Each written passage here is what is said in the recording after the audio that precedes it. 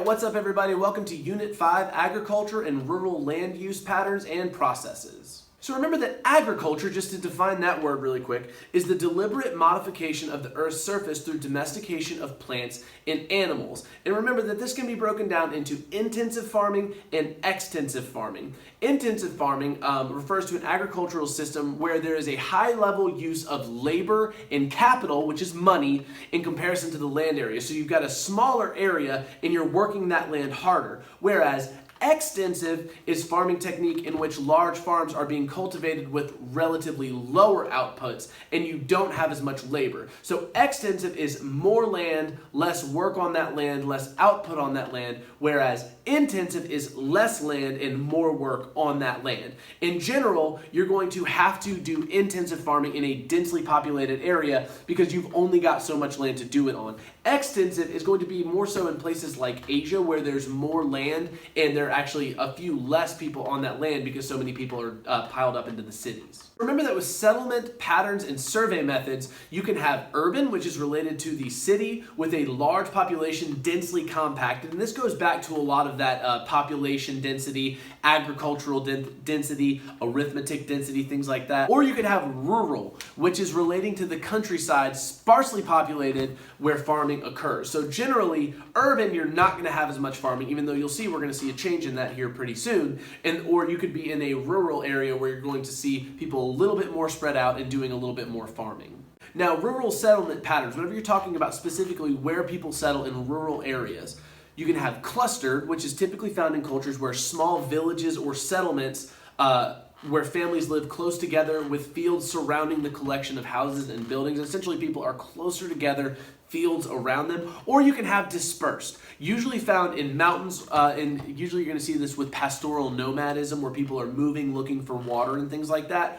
Or in very separate farmsteads where families live on individual farms isolated from neighbors, so dispersed. We'd see a lot of that in Louisiana where you have individual farms that are a little bit farther from each other. Or they can be linear, usually seen along roads or geographic features like a river or seacoast. Like if you've seen where people originally may have settled along the Nile River because that was going to flood and that would be better for agriculture. Now, rural survey methods, and for this one I want you to think back to that field study that we did at the school. You've got meets and bounds, which uses physical features of the local geography along with directions and distances to define and describe the boundaries of a parcel of land. But this is not a very precise way of doing things. It's not very scientific. It's more descriptive. And then you've got township and range, rectangular land division to disperse settlers evenly across farmlands. And then you've got a long lot, which is farms on narrow lots perpendicular to a long river so that all farmers could have access to the water. Essentially, and this can correspond with linear. Essentially, you have long lots that go along a river. Now, agricultural origins and diffusions. So, early agriculture existed in forms of nomadism, wandering essentially, rather than true sedentary farming like we do today. Essentially, people wandered and looked for water, we think. So there's seasonal migration, which is migration according to the seasons between cooler and warmer, and then mountainous and valley locations. And then there's transhumans, moving livestock herds according to the seasons between cooler, warmer, mountainous, valley locations. And then there's nomadism, the practice of hunting and gathering to find food. And we still see this a lot today in different countries, but with no major pattern or routine in locations or route to travel. If you remember the video that we showed a while back of the African tribes that are pretty much untouched by humanity, and their main goal of every day is to try to find meat to eat for that day. Now remember the early agricultural hearths. In Southwest Asia, what we call the Fertile Crescent, where we think the Garden of Eden might have been, we see that's probably where barley and wheat came from. And then in Southeast Asia, that's obviously going to be mostly rice. We think that's the agricultural hearth of rice. And then in the Americas, you've got beans, cotton, potatoes, and maize or corn. And then in Africa, you've probably got sorghum, or like yams. Remember, of course, the Columbian Exchange, which changes agriculture forever. It's one of the most important historical events that people don't seem to realize is a super important historical event. This occurred when Christopher Columbus made contact with the American continent, and he brought over a whole bunch of, he didn't personally, but because of his contact, a whole lot of goods get brought over from Europe to the Americas and vice versa, from America to Europe and Asia and all the places over here that America hadn't had contact with yet. Some examples of that coming from the New World, America, you've got chocolate, corn, pumpkins, potatoes, pineapples, and vanilla. And then coming over from the Old World, Europe and Asia, rice, sugarcane, wheat, bananas, broccoli, carrots, and coffee. There were also animals. Coming from the New World, you had things like turkeys. And then from the Old World, you get a lot of the animals that we really closely associate with America that aren't actually from here, like cattle, chicken, pigs, horses, and sheep. But then the second agricultural revolution came. It corresponded in the late 1700s with the Industrial Revolution. New technology and increased food production in the second agricultural revolution led to better diets, longer life expectancies, and more people available to work in factories. Now, the Green Revolution is essentially a use of high-yield seeds like GMOs, genetically modified organisms, increased use of chemicals and pesticides, and then more mechanized farming. And the Green Revolution is a little bit more controversial because there's a debate over how good genetically modified organisms are for you, or whether or not it has a major impact on your health versus organic and things like that, and also the use of chemical pesticides. These things are kind of necessary to feed a huge population, but it may reduce the quality of the food just a little bit. Of course, remember the difference in subsistence and commercial agriculture. Subsistence agriculture is used in pastoral nomadism, wandering, shifting cultivation, moving from different places. Sometimes that's in slash and burn agriculture. Intensive subsistence, which is wet rice dominant, and then also different crops through intensive subsistence. Subsistence means that you are making enough food for your particular group or your community, for your family or your community, whereas commercial is going to be mixed crop and livestock, dairying, cows and things like that, grain farming, ranching, which is actually extensive, but Mediterranean agriculture, commercial gardening, plantation. Essentially, if your food is meant to be sold on a large scale, it is commercial agriculture. With all of that in mind, there are a lot of different types of farming, like, and I won't go deeply into it here, but make sure that you go onto the Google Slides on Unit 5, shifting cultivation, which is going to call for the clearing of land, and then you're going to farm on that land that you cleared until the soil nutrients are depleted, and then you're going to move. That's the basic idea. And then intensive subsistence farming, which actually feeds like 3/4 of the world's people who are in developing countries. You're going to see this in Asia, particularly with wet rice. And then there's mixed crop and livestock farming, which is like pigs and cows and things like that. This also is going to involve crop rotation, which is going to be where you rotate the use of different fields to avoid exhausting the soil. And then there's dairy farming. Mainly milk, but also includes like cheese and butter and things like that. It's very labor intensive. Cows have to be milked twice a day and require lots of attention. And it's also a year-round commitment because you have to feed the cows during the winter. Also, remember what a milk shed is. We'll get into this more in Von Thunen's model. The area around an area to which milk can be delivered without spoiling. Before the agricultural revolution, the second agricultural revolution, that's about a 30-mile radius, but now it's about 300 miles with no refrigeration. And then there's commercial gardening and fruit farming. Truck farms are highly efficient, large-scale operations that take full advantage of machines at all stages of the growing process. Labor costs are kept down by hiring migrant farm workers. Some of the fruits and vegetables are sold fresh to consumers, but most are sold to large processors for canning or freezing. So essentially, commercial gardening and fruit farming is going to be a more large-scale operation with a lot of machines to get more and more product out. And there's grain farming. This is going to be different from mixed crop and livestock farming because crops are grown primarily for human consumption. Farms sell their output to manufacturers of food products such as breakfast cereals and bread. It's grain, after all. These grain farms are going to be heavily mechanized. And then there's Mediterranean agriculture, which has to border a sea, and most of it is actually going to be on the west coast of continents. Along the Mediterranean Sea, olives and grapes are the two most important cash crops. And then you got horticulture, which is the growing of fruits, vegetables, and flowers, as well as tree crops. And then there's ranching, the commercial grazing of livestock over an extensive area.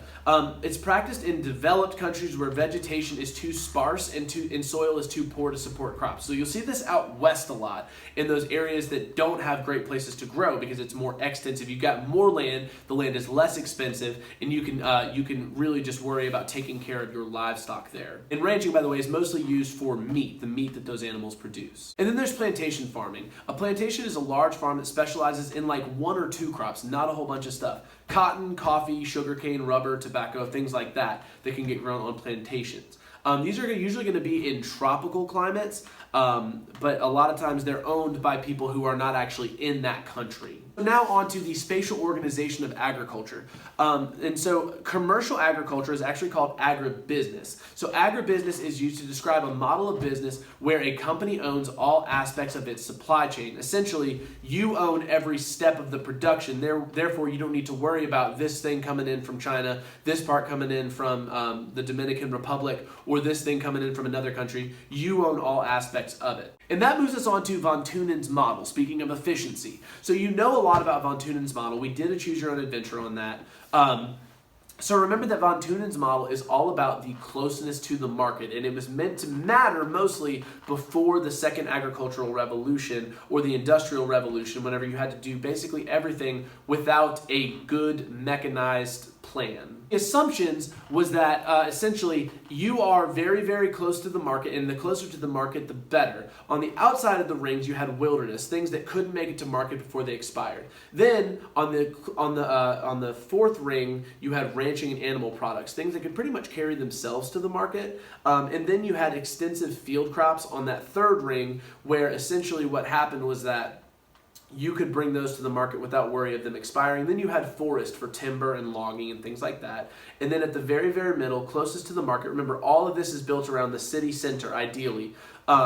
Intensive farming and dairying, things that are going to go bad relatively quickly. But a couple of things that von Thunen didn't consider: site, human factors, cultural customs, and government policies. Essentially, he didn't consider what we have now, which is a lot of technology. He didn't consider that basically not all land is uniform. You can't do this everywhere because sometimes you have rivers, sometimes you have mountains. He did know that, of course, when he made his model, but this was meant to be the way that you could organize your agriculture the most efficiently. So now let's talk about the global systems of agriculture. So global agriculture, food and other agricultural products are part of a global supply chain. Essentially, we are all interdependent on each other now because of globalism, and a lot of times that supply chain can be disrupted. Some countries have become highly dependent on one or more export commodities, and that can mean, like in these Caribbean islands or in Alaska, prices can be very, very high on things that you need to ship in because the demand is so high because that's not naturally grown there. The main elements of global food distribution networks are affected by political relationships, infrastructure, and patterns of world trade. And there are big-time consequences of agricultural processes and agricultural practices, like pollution, land cover change, the land changing, desertification, where a land can't be used anymore, soil salinization, where the land gets too salty and you know that's not good for the land.